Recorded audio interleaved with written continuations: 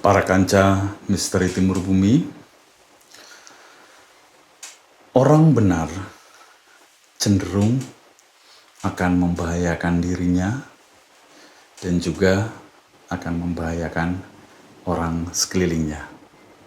Kenapa demikian? Kita akan membahas perihal benar dari sudut pandang misteri Timur Bumi, para kanca. Jangan skip videonya karena kita akan memasuki sebuah wahana yang bernama benar. Bapa Adam, Bapa Angkasa, Ibu Pertiwi, Kula Angin dari Sakang Pangan Sarinane Sawika, Sarana Gampil Sarining Gampil Kasana, Yahu Allah, Yahu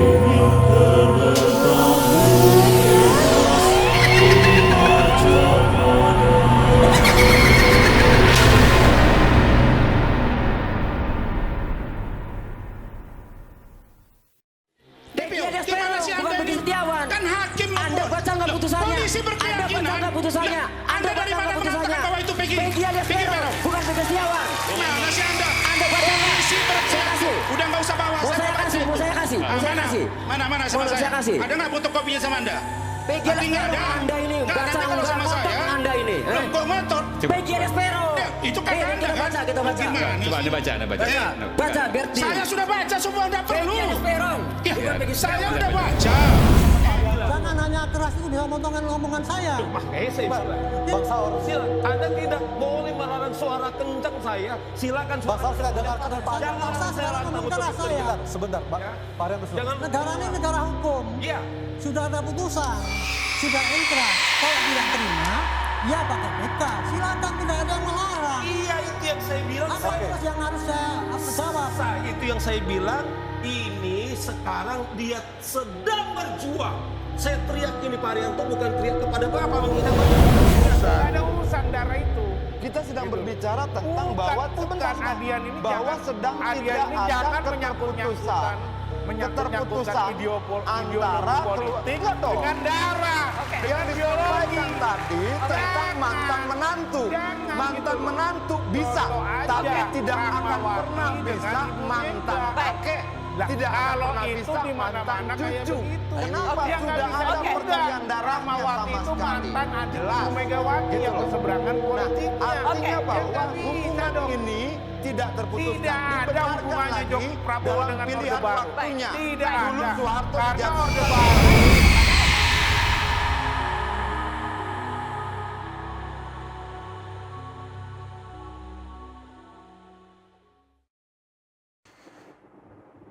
Ada suatu kisah inspiratif, yaitu ada seorang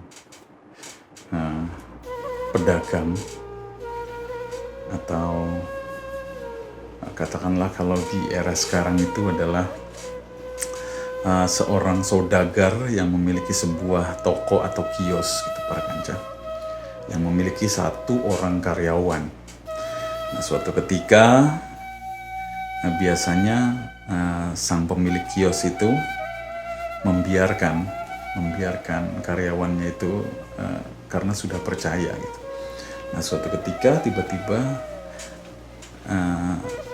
si yang punya toko ini tanpa sengaja melihat sebuah transaksi yang dilakukan oleh karyawannya dan pembeli gitu. Di sana terjadi sebuah perbincangan bahwasannya harga 1 kilo katakanlah gandum gitu ya dihargain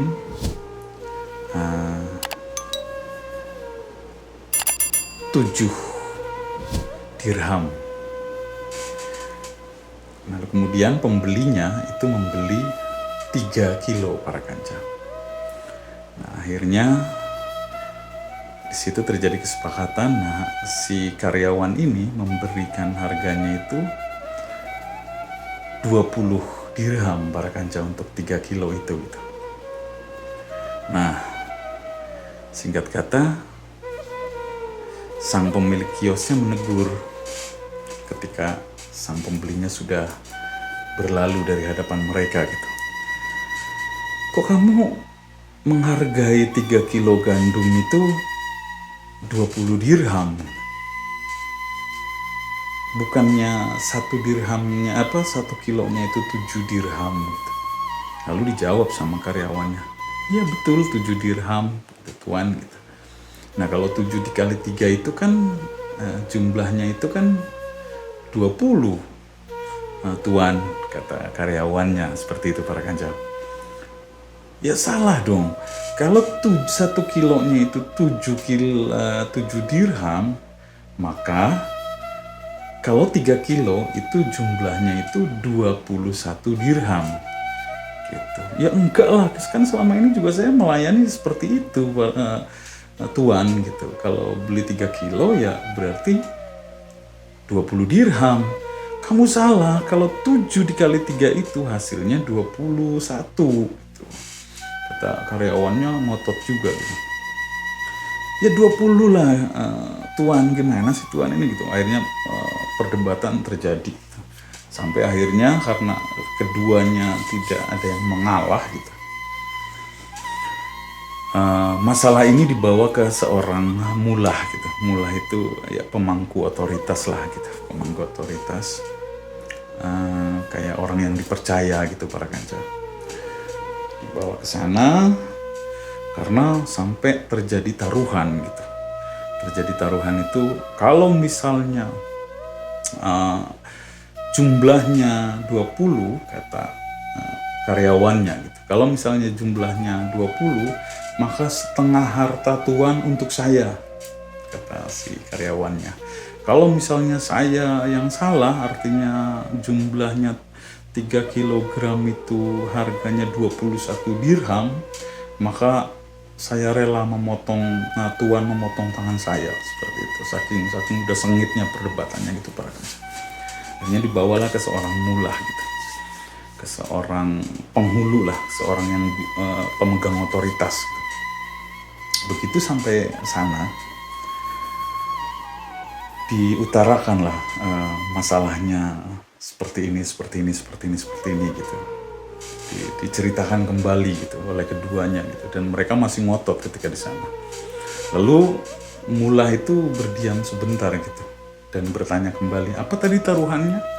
Ya kalau saya salah, kata karyawannya gitu, kalau misalnya saya salah bahwa 1 kilo gandum itu harganya 7 dirham, dan kalau beli 3 kilo hasilnya 21, berarti saya salah dan saya rela memotong tangan saya gitu, tuan memotong tangan saya gitu.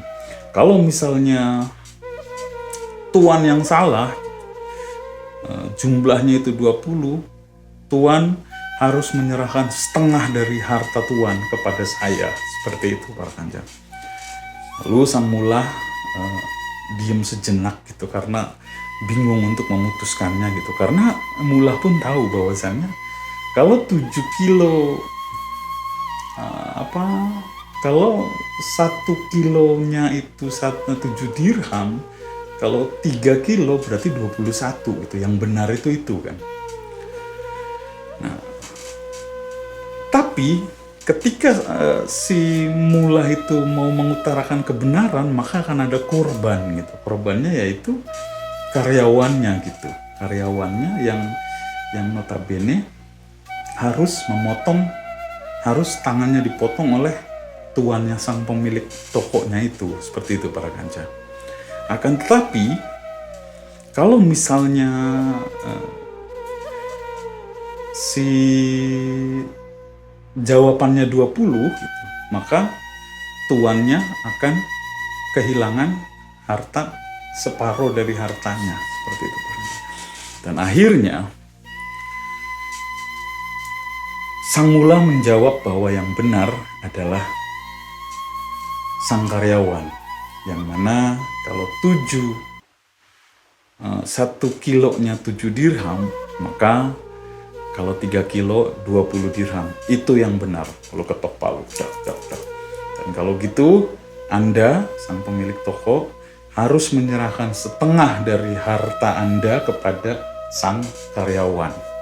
Adapun setelahnya si karyawan tetap bekerja atau tidak itu terserah kalian berdua. Lalu mereka berdua diusir gitu. Si yang punya toko sambil marah, sambil kesel gitu, sambil mikir, masa saya salah gitu. Saya sudah benar gitu. Tapi kalau misalnya saya ngotot gitu, ini yang mengucapkan adalah seorang mula, yang mana dia itu adalah seorang otoritas gitu, pemangku otoritas. Kalau di era kita itu seperti seorang hakim dalam sebuah pengadilan gitu para kanca. Masa ini salah gitu? Saya sudah benar gitu. Kalau 1 kilonya itu 7 dirham, kalau 3 kilo itu berarti 21 gitu. Kenapa hasilnya 20? Dan saya harus kehilangan harta saya gitu. Dan akhirnya semua masalah clear dan harta si tuan itu dikasihkan pada karyawannya itu, dan karyawannya itu mendadak menjadi kaya gitu para kanca, karena setengah hartanya pun sudah menjadi kaya. Nah, dari kisah ini sebetulnya kita tahu bahwasannya sang pemilik tokonya itu benar sebetulnya gitu. Akan tetapi sang hakim bijaksana ini memberikan keputusan atas pertimbangan yang matang gitu para kanca. Kenapa demikian? Kalau misalnya kebenaran yang benar itu diangkat ke permukaan, maka akan ada korban di sana. Yang mana sang karyawan akan kehilangan tangannya satu karena sumpahnya si karyawan demikian gitu. Kenapa? Karena karyawan membela diri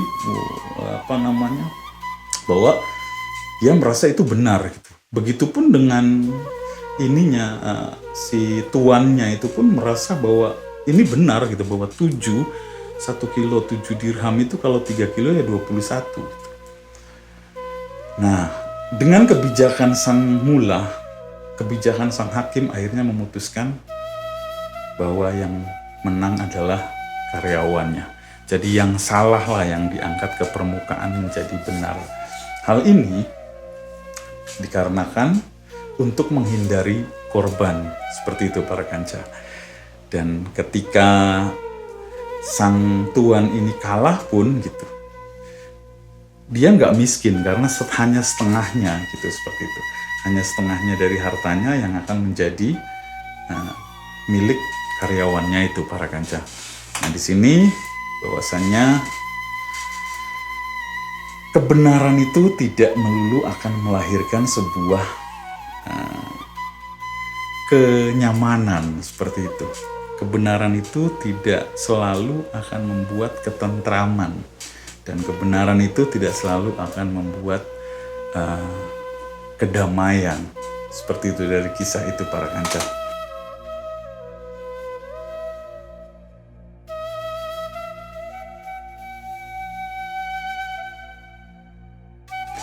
Nah, sekarang kalau kita perhatikan, kalau kita selami kebenaran itu para kanca, benar itu bukan sebuah peristiwa semesta para kanca. Benar itu adalah peristiwanya manusia. Kenapa demikian? Karena kalau kita menjadi misalnya kita menjadi hakim dari singa, dan itu pun dari singa dan misalnya kelinci gitu ya. Singa itu menyantap kelinci gitu, menerkam kelinci itu bukan sebuah peristiwa benar dan salah, seperti itu para kanca. Jadi artinya di luar manusia, benar dan salah itu sudah tidak berlaku gitu. Jadi ada yang melampaui, ada hal yang melampaui benar dan salah gitu. Ada yang lebih dalam daripada benar dan salah. Di sana ada keseimbangan, di sana ada kebijaksanaan, di sana ada banyak variabel gitu, banyak variabel yang sehingga membutuhkan untuk melampaui benar dan salah, seperti itu para kanca.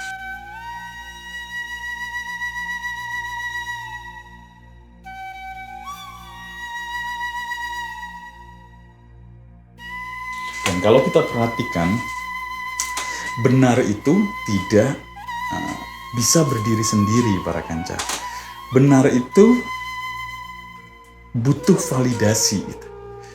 Yang namanya benar tuh pasti butuh validasi. Jadi tidak bisa berdiri sendiri gitu. Jadi kalau misalnya gitu ya, di sebuah lampu merah gitu, kita berhenti gitu. Lalu kemudian ketika hijau kita jalan gitu. Itu benar gitu ya. Secara objektif kita anggap itu benar gitu. Tapi benar itu butuh validasi bahwasannya ada lampu yang menyala ini gitu loh.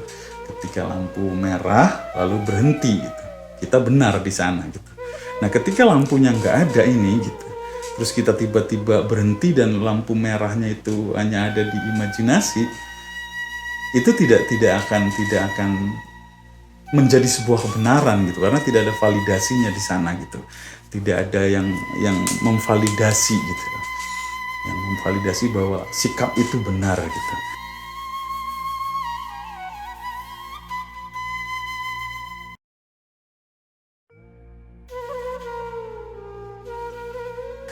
Dan kalau kita lihat runutannya gitu, benar itu orang benar itu cenderung berani para kanca, karena berpijak pada sebuah kebenaran gitu ya. Nah, ketika berpijak pada sebuah kebenaran, maka si seseorang yang benar itu akan muncul keberanian. Makanya bahasanya adalah berani karena benar, takut karena salah gitu. Nah, kalau kita runut gitu, berani itu hadir karena kita menganggap bahwa kita besar, lebih besar dari hal lain gitu. Jadi keberanian itu syaratnya adalah harus mengecilkan hal lain. Mengecilkan di sini dalam tanda kutip para kanca. Mengecilkan di sini kayak misalnya berada di titik benar berarti yang lain salah gitu. Lalu kemudian berada di titik besar berarti yang lain kecil gitu. Berada di titik kuat berarti yang lain lemah. Berani itu syaratnya itu para kanca. Jadi suka atau tidak suka, bahwa syarat dari berani adalah harus mengecilkan hal lain di luar dirinya.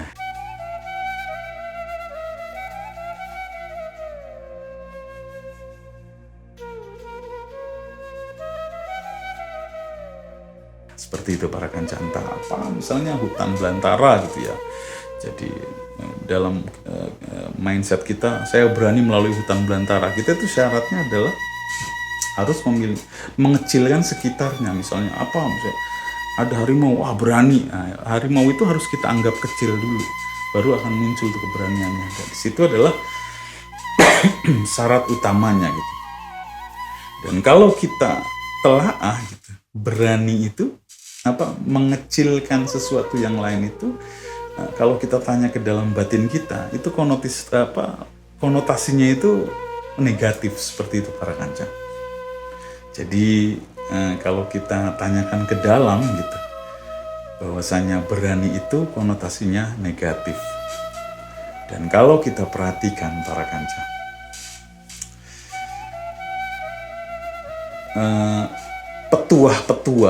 petuah-petuah kita di Indonesia gitu ya, di negeri kita ini gitu, petuah-petuah orang tua, petuah-petuah orang dulu gitu, itu tidak ada yang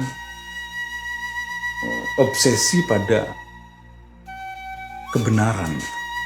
Petuah-petuah itu tuh tidak terobsesi pada sebuah kebenaran gitu, akan tetapi lebih kepada keselamatan, kepada kelanggengan, kepada kerukunan, kepada kedamaian gitu. Jadi tidak ada di tanah kita gitu. Kalau saya mengemas itu gitu di negeri kita itu tidak terobsesi dengan yang namanya kebenaran seperti itu para kanca. Akan tetapi bukan berarti tidak benar. Jadi sudah melampaui kebenaran itu gitu.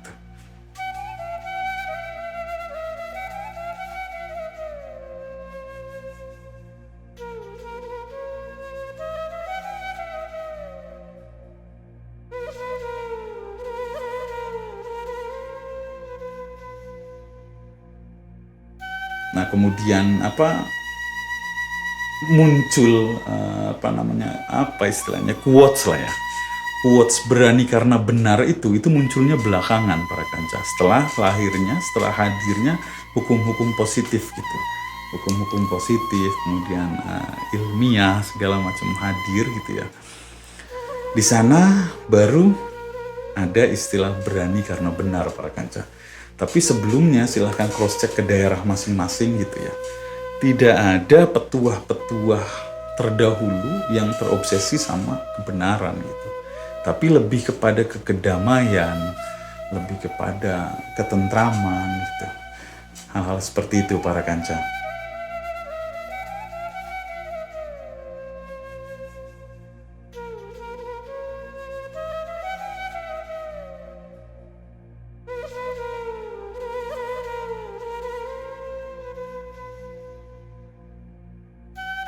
Jadi keberanian dan kebenaran itu bisa mencelakakan diri seseorang dan juga sekelilingnya. Seperti itu para kanca. Karena benar itu akan membawa seseorang menjadi lebih besar daripada di luar dirinya. Seperti itu para kanca. Kenapa? Karena syarat mutlak dari berani adalah mengecilkan sesuatu yang di luar dirinya. Seperti itu para kanca. Dan syarat utama dari berani adalah benar. Jadi berani karena benar itu munculnya belakangan para kanca. Orang-orang sebelum kita di tanah kita, kebenaran bukan menjadi prioritas, atau dalam kata lain, leluhur-leluhur kita tidak terobsesi dengan kebenaran. Seperti itu para kanca. Mudah-mudahan para kanca paham dan mudah-mudahan sedikit kisah ini menjadi cemilan yang bisa menyegarkan para kanca. Baik para kanca, sekali lagi jangan terobsesi dengan kebenaran. Karena kebenaran akan membahayakan diri seseorang dan membahayakan sekelilingnya. Akan tetapi lampauilah kebenaran menuju kedamaian, kebahagiaan, kerukunan, dan sejenisnya. Seperti itu para kanca. Jangan lupa klik subscribe, like, komen, dan share seluas-luasnya para kanca. Para kanca misteri Timur Bumi, jangan tidak percaya pada sesuatu yang belum kalian percaya. Bapak Adam